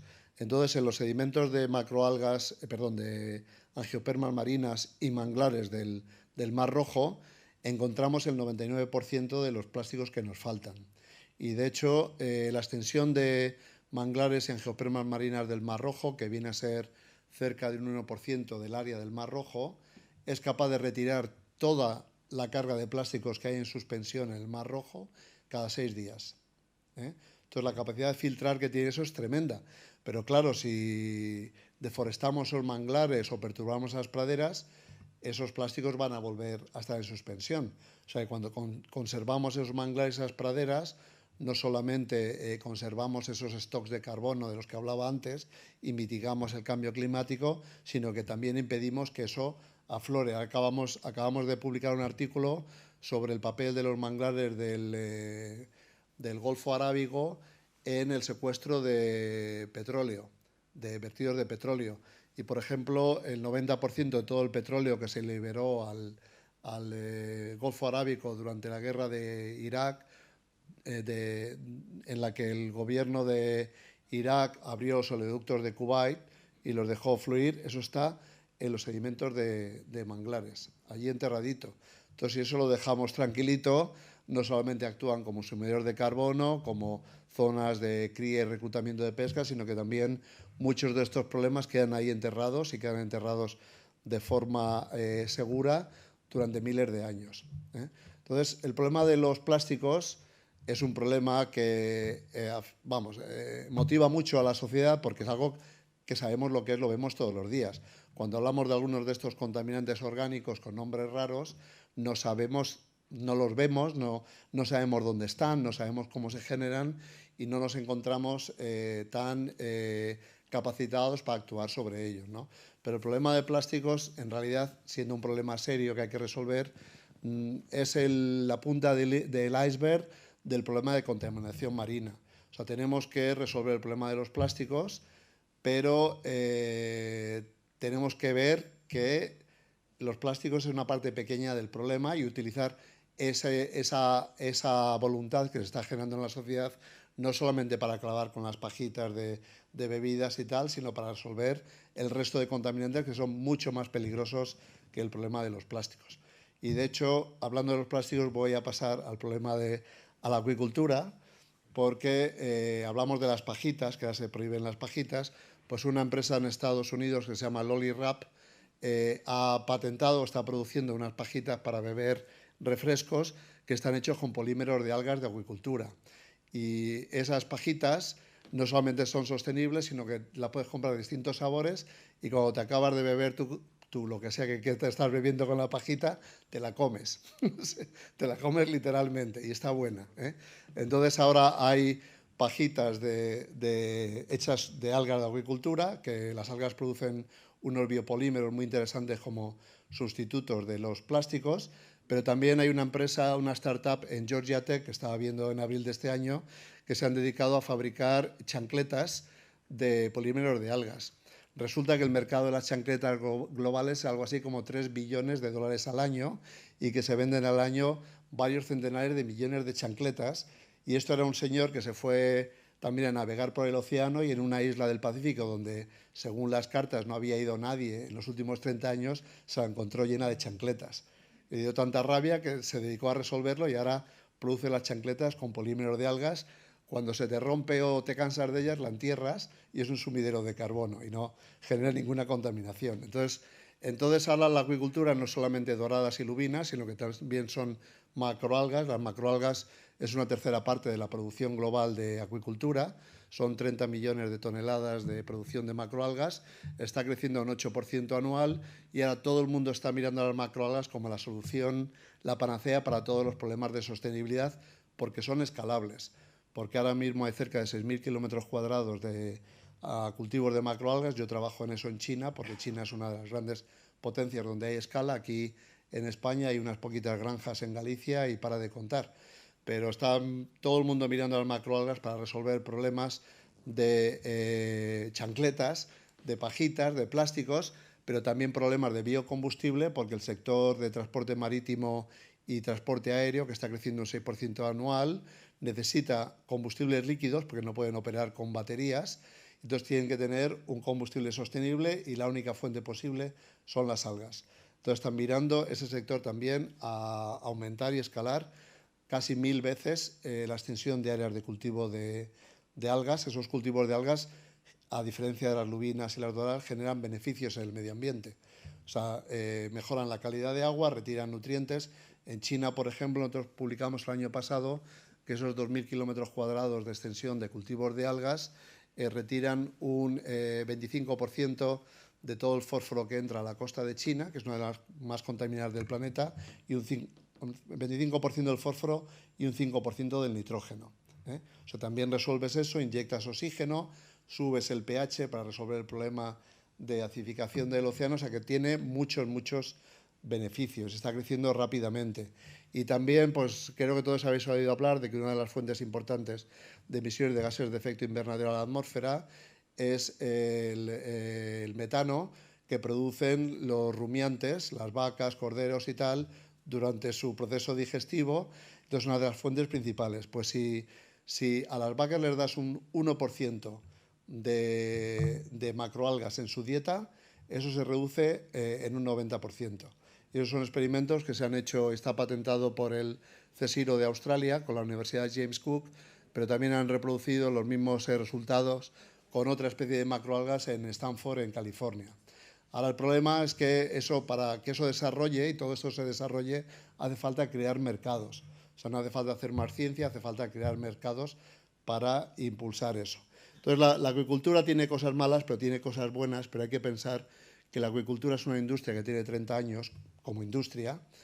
Antes el volumen era cero y entonces, si lo comparamos con la agricultura, pues la agricultura tiene 10.000 años de antigüedad. Entonces, digamos, la acuicultura está en su infancia y los problemas que genera son problemas muy fáciles de resolver. Son muy fáciles de resolver, pero hay que resolverlos. Entonces, yo, de hecho, estaba trabajando en Noruega en noviembre del año pasado y estoy ahora trabajando con la primera ministra de Noruega, que es la que lidera este objetivo de Naciones Unidas para los Océanos, en un panel de expertos que la apoya. Y entonces, en Noruega es la cuna de la acuicultura industrial. Y entonces me empeñé en encontrar a la persona que desarrolló la tecnología para hacer la primera granja a escala industrial de peces que eran salmones. Esos señores todavía están vivos. Entonces, comparado con la agricultura, vete a buscar al que plantó la primera semilla y la creció, ¿no? Pero el origen de la acuicultura es tan reciente que esas personas todavía están vivas y, en mi opinión, se les debería dar el premio Nobel, el que sea, el de la paz o el que sea, porque ahora mismo la acuicultura supone el 30% del alimento de origen marino. Y si hemos podido mejorar el estado de los stocks pesqueros, es porque, a la vez que aumenta la población y la demanda de alimento de origen marino, es porque ahora estamos suplementando esa provisión de alimento de origen marino con la acuicultura en vez de los stocks salvajes.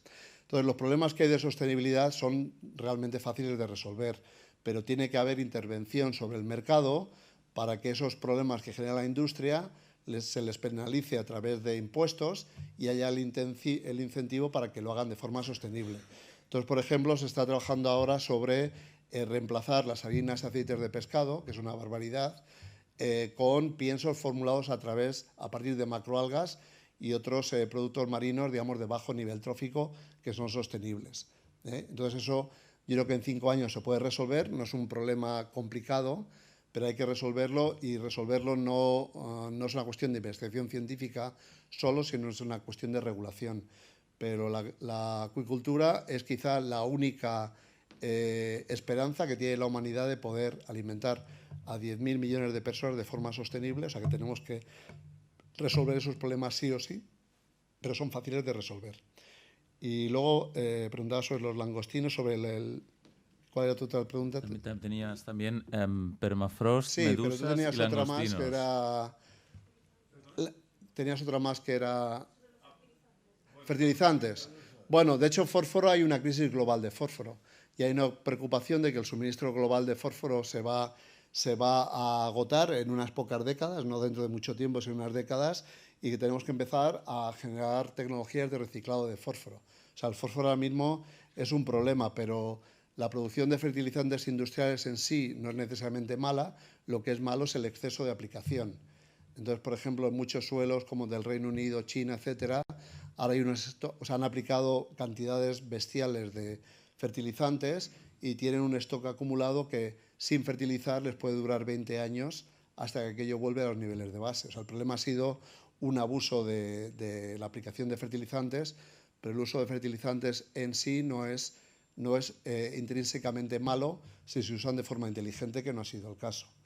Y en el permafrost, bueno, el Ártico es un sitio donde hay un problema grave, porque el hielo, una vez que se perturba, no hay forma de pararlo ni de revertirlo. O sea, para frenar el problema del Ártico, que de hecho no sé si han visto las noticias de los últimos días, pero está teniendo lugar un deshielo masivo del Ártico. Ya hace unas semanas la extensión de hielo en el Ártico estaba 1 millón de kilómetros cuadrados por debajo del mínimo histórico, pero ahora esto se ha acelerado. O sea, si aquí tenemos fresquito, en el Ártico tienen temperaturas altas y el hielo era ya muy delgado y frágil, y este año va a ser muy malo para ese problema. Entonces, ahí la solución es difícil, pero tenemos que usar el Ártico casi como una señal de advertencia de que no podemos dejar que el cambio climático se desboque en el resto del planeta, como está ocurriendo lamentablemente en el Ártico. O sea, allí no hay solución para esto, y sobre todo la masa de hielo de Groenlandia ya se ha destabilizado, entonces eso se va a fundir posiblemente sí o sí, pero todavía se puede modular ese ritmo de fusión de forma que ocurra en 100 años o ocurra en 300. Y eso estamos hablando de 7 metros de aumento del nivel del mar debido a esa fusión. Entonces, ahora mismo la horquilla de estimas de aumento del nivel del mar para este siglo van entre 20 centímetros y 2 metros, y todo depende de lo que ocurra con el hielo de Groenlandia, no tanto como el permafrost, sino con el hielo de Groenlandia, y en la Antártida también. En la Antártida la situación es mejor, también hay más incertidumbre, pero en el Ártico la situación es francamente mala, y ahí yo no le voy a prometer que para el año 2050 hemos recuperado la masa de hielo de Groenlandia, porque eso está perdido, Y todo lo que depende del hielo, que hay muchos animales que dependen del hielo, pues va a ser muy difícil revertirlos a situaciones anteriores. O sea, no todo es posible, y es una de las cosas que no vamos a poder conseguir. Pero tenemos que aprender de esos errores y conseguir que esos problemas desbocados no se propaguen al resto del planeta. Había una pregunta aquí delante. ¿Ya te han cubierto? Vale. Yo soy consciente de que es la hora que me has dicho que seguro que ya no te quedabas hasta esta hora, pero contra mi voluntad te lo digo. ¿Hay alguna pregunta final? ¿No? Pues, a ver, allá sí. 1 y 2. Hacemos estas 2 rápidas y cerraremos la sesión, ¿de acuerdo? Carmelo, y allá davant, y allá després, quan acabi el Carmelo. Muy rápido. Todo es esperanzador, pero ¿qué podemos hacer aquí en Mallorca cuando todavía se sigue incumpliendo lo mínimo ni siquiera para revertir, sino para seguir degradando? Pues se sigue vertiendo en las bahías, no se evita que salgan plásticos, etcétera, etcétera. ¿Qué se puede hacer para que aquí se haga digamos, algo? en el gran estado de las cosas, Mallorca no sería el peor ejemplo para poner. O sea, hay sitios mucho peores, pero claro, siempre hay que empezar a mejorar todo donde queramos que estemos. Yo en 20 años ahora no estoy aquí, pero voy y vengo, pero en 20 años que tengo de contacto con la sociedad balear y mallorquina, he visto bastantes mejoras. He visto mejoras en concienciación y en la voluntad social de hacer cosas sobre estos. Quizás no se traducen en hechos sobre el terreno. Las directivas europeas también aplican en Mallorca, o sea que esa presión de las directivas europeas que hemos visto, Hábitat, Directiva Marco del Agua y todo esto, se aplica aquí y condiciona la actuación de Baleares. Y luego, por ejemplo, en Mallorca quizá es más difícil señalar ejemplos positivos. Ahora se acaba de extender el área protegida del Parque de Cabrera. Eso todavía hay que ver cómo se va a gestionar ese área, porque solamente declararla no vale para mucho si no se ponen los medios y la regulación para que esa área protegida realmente actúe como tal. Pero eso es un paso importante, y también en el canal de Menorca también hay esfuerzos para proteger esa zona que son importantes. Yo creo que hay mejoras, no al ritmo que uno desearía, pero no creo que la situación de Mallorca sea desesperanzadora, ¿eh? Y pues entonces lo que también hay que hacer es que todos usemos nuestros votos. Yo ahora mismo no lo tengo, pero ustedes que lo tienen, pues usen sus votos para elegir responsables públicos que vayan a impulsar políticas no ya de conservación y sostenibilidad, no, de recuperación, porque con el rollo de la sostenibilidad y la conservación nos hemos dejado un 20% de todo en los últimos 20 años. Hay que ser más agresivos y ambiciosos, y esa ambición la debemos de ver reflejada en nuestros gobiernos. Y la última pregunta, aquí el mig, sisplau. Sí, hola. Creo que vamos a abreviar porque mi pregunta iba en el mismo sentido de la que ha hecho el señor. A mí me resulta complicado ser optimista en el día a día, en la calle de Mallorca, porque, por ejemplo, es complicado hacerle entender a alguien que no es prudente encender un fuego en el mes de julio dentro de un pinar. Somos un sitio de ocio. Entonces el ocio quiere decir, yo tengo que pasármelo bien sin que nadie me moleste.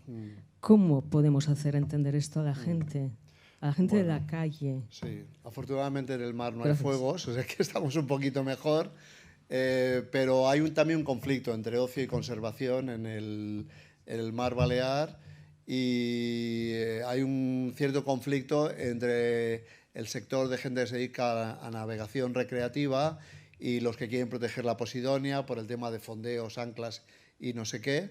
Eso quizá tenemos que aprender de otras zonas, como además no lejanas, sino en Formentera ese conflicto se ha venido resolviendo con mucha labor de comunicación y diálogo. O sea, no se trata solamente de legislar, sino que se trata de hablar con las personas y tener paciencia en esa comunicación. Entonces, aquí yo creo que todavía no hay un conflicto entre el sector náutico recreativo y la conservación, no solamente por las anclas, sino también por verter desechos directamente. Y luego también la pesca recreativa es un problema importante que a nivel global supone quizá un 2-5% de todas las capturas globales, y la regulación es mucho más firme sobre la pesca profesional que la pesca recreativa. Entonces también eso se ha de regular. Pero de nuevo yo creo que no es solamente una cuestión de legislar, sino es una cuestión de hacer mucha pedagogía en casa, en la escuela, con los vecinos. Y sí, legislar también, pero legislando solo no lo resolvemos, porque si no hay un apoyo social a esa legislación, sabemos que el siguiente gobierno la va a retirar, que es lo que vemos día tras día, que legislas y deshaces. Estamos jugando al manto de Penélope, que un gobierno teje y otro desteje. Entonces la única forma de ir para adelante es contando con el convencimiento social, y eso se hace hablando en casa, con los vecinos, con nuestros compañeros de trabajo y con mucha paciencia. Pero tenemos 20 o 30 años para resolver el problema, o sea que la paciencia la podemos tener. Muy bien, pues bueno, Carlos, nos has dado un repaso de historias dramáticas, de historias esperanzadoras, de algunas de las soluciones que las has, desde áreas marinas protegidas a tirar bombas en arrecifes coralinos. Sí. Espera, ya me he acordado cuál era la otra pregunta de las medusas. Alguien habló de las medusas, sí. Vamos a acabar con las medusas. Pero las medusas es otro de los mitos, como la isla de plástico. O sea, de hecho, yo he publicado sobre eso porque cuando daba clases sobre cambio global en el océano, pues ponía una diapositiva de cómo las medusas estaban aumentando en el océano debido a la sobrepesca, al calentamiento climático, pero solo tenía una foto de medusas. Y dije, bueno, los otros aspectos que yo trataba de la destrucción de hábitats, del calentamiento climático, eran cosas para los que tenía datos muy sólidos que usaba en mi clase. Pero voy a buscar datos de cómo están aumentando las medusas globalmente. Entonces empecé a buscar y no encontré nada. Entonces no había realmente una base empírica, o sea, no había datos. Había ejemplos de un sitio, otro sitio, 10 años, 20 años, pero no había una cosa global que realmente sustanciase esa afirmación de que las medusas están creciendo a nivel global. Entonces monté un grupo de trabajo con investigadores que trabajan en medusas en todo el mundo, que trabajábamos en la Universidad de California, nos reuníamos allí y juntamos todas las bases de datos existentes de más de 20 años de trayectorias de medusas en todo el mundo. Entonces lo que constatamos es que no hay un aumento monótono de medusas en el océano. Eso no se apoya en ninguna evidencia empírica. Lo que sí que hay son oscilaciones que son síncronas de 18 años de periodo en las poblaciones de medusas que no esperábamos encontrar. Entonces, más o menos cada 18 años hay un periodo de subida de medusas y luego otra de caída. Y lo que ocurre es que cuando publicamos esto en el 2011, entonces el pico anterior de máximo había sido sobre el 2003 y entonces el anterior había sido en los años 80 o algo así, cuando no había Internet. Entonces mucha gente, o sea, en los años 80 nadie tenía conciencia de problemas ambientales globales, excepto quizá el DDT y alguno más, pero no había Internet, no se ponían las cosas en común y entonces nadie había detectado que había ocurrido ese aumento de medusas. Cuando ocurrió en los años 90, llegando a un máximo hacia el año 2003-2005, de repente la gente empezó a ver muchos informes de que las medusas estaban aumentando en el Mar Menor, en Japón, en no sé qué. Entonces, estaban aumentando globalmente. Es cierto, durante esos 10 años, pero luego disminuyeron. Entonces, en ese grupo de trabajo hicimos un ejercicio interesante, que fue mirar todos los números de Los Angeles Times, del periódico de referencia de Los Ángeles, y entonces encontramos, eso hizo un compañero del Acuario Monterrey, que está allí en California, entonces miró todo para atrás, todas las noticias que reportaban, digamos, arribazones masivos de medusas a las costas de California. Entonces eso encontró un artículo donde salía una persona en una playa que era por Santa Mónica o algo así, que la noticia era que había habido una llegada masiva de medusas. Decía, esto yo llevo aquí viviendo toda mi vida, esto jamás ha ocurrido, algo está ocurriendo en el océano, esto jamás ha ocurrido. Entonces, luego encontraron una noticia del mismo sitio, la misma playa, 15 años antes, otro señor que entrevistaban diciendo, yo llevo viviendo 20 años, esto jamás había ocurrido, esto es sin precedente, algo está ocurriendo en el océano. Entonces, lo que pasa es que tenemos una memoria corta y no somos capaces de tener esa trayectoria de 10, 15 años para saber qué está pasando. Entonces, de hecho, si ustedes lo piensan, en los últimos 4 o 5 años, el año pasado hubo unas noticias aquí de que la carabela portuguesa, que es otra bestia diferente, no es bien una medusa, es otra bestia diferente, pero en los últimos 5, 6, 7 años no ha habido esas proliferaciones masivas de medusas en el mar Balear. Sin embargo, las va a haber, porque esos ciclos seguirán existiendo. Y lo que pasa es que cada vez hay más gente en la playa, cada vez hay más gente en el agua y cada vez interactuamos más con lo que ocurre en el océano y somos más conscientes de ellos. Por ejemplo, yo trabajaba en Australia, donde era director de un centro de investigación, y ahí hubo una histeria colectiva con los ataques de tiburones. Pero en realidad no había cambiado nada, lo único que había mucha más gente en el agua y la probabilidad de encuentro era mayor, pero no había cambiado nada, ¿eh? Entonces, cada vez estamos más presentes en el océano y nos damos más cuenta de esas cosas, pero no significa que todo esté cambiando. Y lo de las medusas es un fake news como lo de la isla de plástico del Pacífico. Sí. Bueno, pues seguro que nos hemos quedado todos con muchas más ganas de escucharte más, de hacerte más preguntas, de cuestionar algunas, de debatir. Esperamos tenerte muy pronto de nuevo en Mallorca y organizar más sesiones como esta. Si voleu saber més coses d'Amarillas, us podeu apuntar a la nostra newsletter o seguir-nos en Twitter o xarxes socials. I recordeu que teniu aquí un guateque, una mica de vino, un poco de pica-pica. Tenemos solo media hora para consumirlo, o sea que beber y comer rápido. Y un agradecimiento final a Carlos por estar aquí con nosotros otra vez. Gracias.